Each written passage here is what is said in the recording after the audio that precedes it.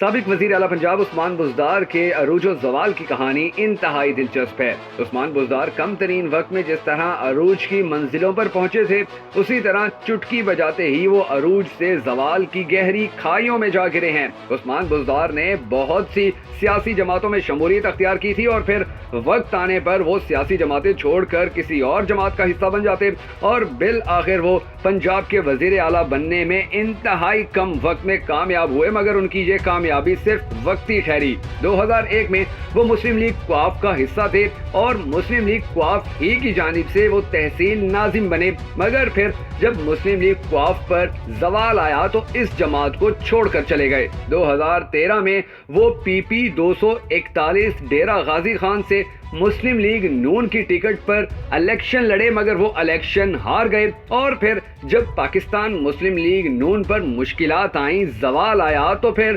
عثمان بزدار صاحب نے مسلم لیگ نون کو بھی بائے بائے کہا اور جنوبی پنجاب صوبہ محاذ میں شامل ہو گئے۔ مئی 2018 میں الیکشن سے صرف 2 مہینے پہلے عثمان بزدار PTI میں گئے اور پہلی مرتبہ اسمبلی کا الیکشن جیتا اور پھر الیکشن جیتنے کے بعد وزیر اعلیٰ پنجاب منتخب کر لیے گئے۔ عثمان بزدار کے بارے میں ہمیشہ عمران خان بہت اچھے الفاظ استعمال کرتے رہے اور کہتے رہے کہ یہ تو میرے وسیم اکرم پلس ہیں، مگر عمران خان کے علاوہ کوئی بھی ایسا اتحادی نہیں تھا کہ جو عثمان بزدار سے راضی ہو یا عثمان بزدار کی کارکردگی سے مطمئن ہو۔ یہ بھی ایک حقیقت ہے کہ پنجاب کے وزیر اعلیٰ تو عثمان بزدار ہی تھے، مگر وزیر اعلیٰ ہوتے ہوئے بھی ان کے پاس اتنے اختیارات نہیں تھے کہ جتنے کوآپ لیگ کے پاس تھے اور کوآپ لیگ ہی پنجاب کو دیکھ رہی تھی۔ یہی وجہ ہے کہ اب عثمان بزدار کی جگہ کوآپ لیگ کے ہی ایک شخص کو وزیر اعلیٰ پنجاب بنایا گیا ہے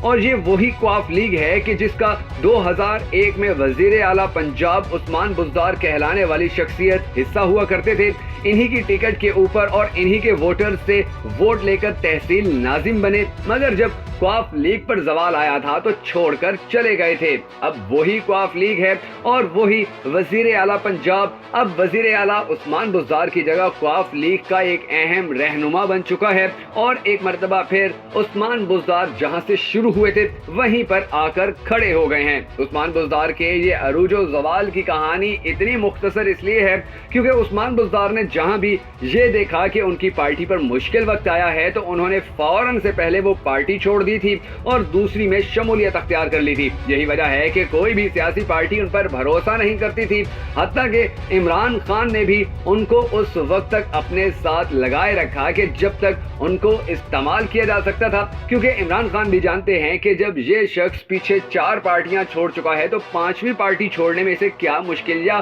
کیا دقت پیش آئے گی۔ یہی وجہ ہے کہ عثمان بزدار کی بلی چڑھا کر عمران خان نے اپنی حکومت بھی بچا لی اور اپنے اتحادیوں کو خوش بھی کر لیا ہے۔